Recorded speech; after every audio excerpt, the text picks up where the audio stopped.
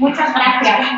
Bueno, yo soy Andrea Fernández Borbojo, de la Universidad Politécnica de Madrid, concretamente de la Escuela de Ingenieros Superiores e Industriales. Y hoy os voy a presentar el trabajo que he desarrollado para mejorar la docencia en ingeniería y fabricación de componentes plásticos.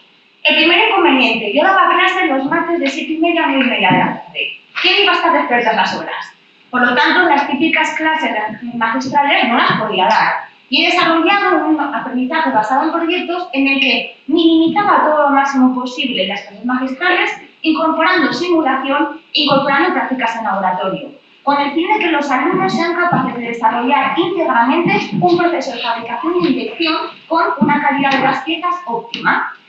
La primera semana, bueno, ahí se reflejan las semanas cuyos horarios de clase, como comentaba, de 7:30 a 9:30 de la tarde, 2 horas semanalmente. Al principio sí que tenía que lograr una unificación de contenidos, entonces hacía pequeñas clases magistrales para que todos subiesen sobre polímeros. Y luego ya comenzamos con la importancia, con la práctica, con la simulación. Utilizábamos un software que es el que se emplea en la industria, algo que también exigen mucho los alumnos. Oye, yo quiero acercarme al mundo de la realidad, al mundo que voy a hacer profesionalmente. Entonces dábamos simulación y ella lanzaba el trabajo.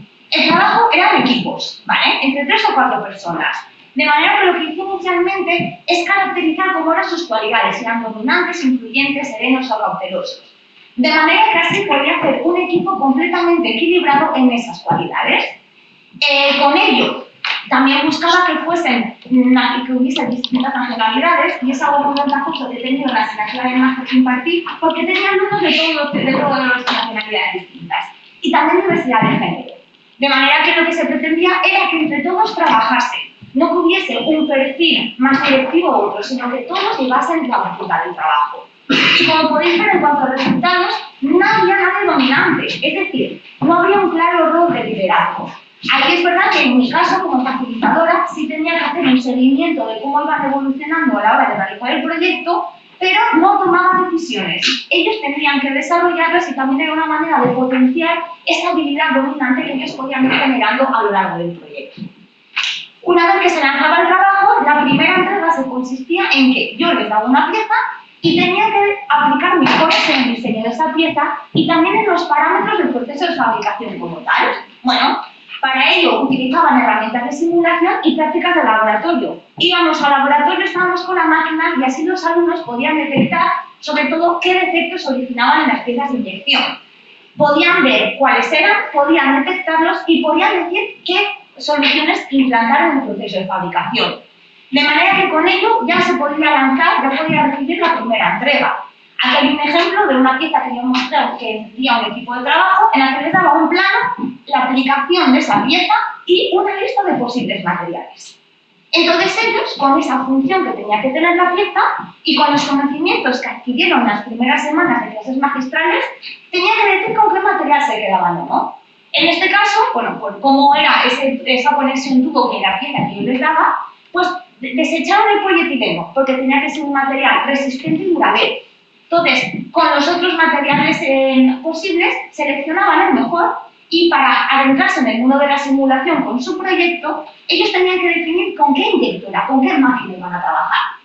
Entonces, siguiendo cálculos que les di en las clases magistrales y también en las prácticas de laboratorio, ellos mismos ya tomaban la decisión de este material y esta máquina. Y ahora me voy a meter en la simulación y voy a ver cómo tiene que realizarse ese diseño de la fabricación para que puedan realizar piezas de manera idónea. Además, optimizaron completamente todos los procesos de fabricación. Algunos eran resultados de la simulación, los que veis arriba del todo, y los que están debajo son resultados matemáticos, fórmulas que yo les expliqué en clase y que ellos tuvieron que aplicar. Con ello, me hicieron la primera entrega. Y yo lo que hice fue pues, unas correcciones para dar una retroalimentación de mejoras que podían realizar. Y luego ya ellos también aplicaron mejoras en el diseño y como ya eran capaces de predecir qué defectos podían tener esas piezas, porque es algo que la industria no queremos. Nosotros nunca queremos que nuestras piezas se hagan con agujeros, se hagan con burbujas, es algo que el cliente no nos va a comprar.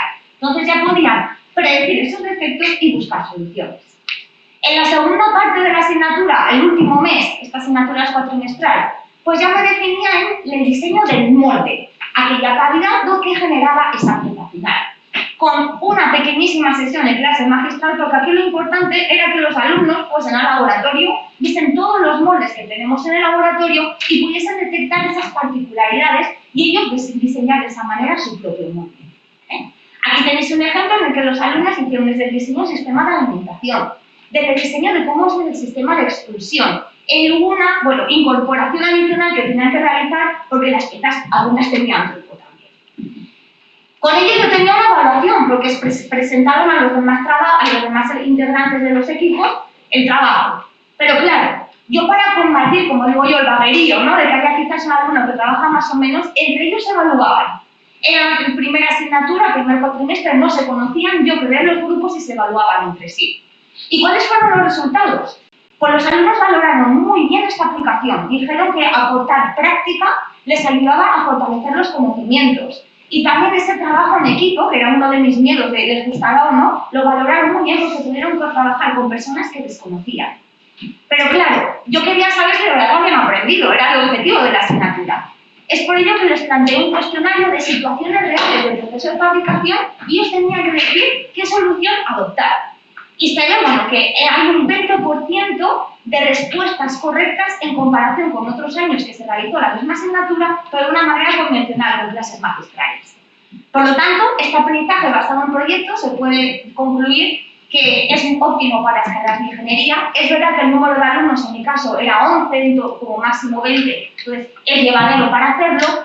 Y un aspecto muy importante es que ellos vieron fortalecidos sus comunidades de comunicación y trabajo. Muchas gracias.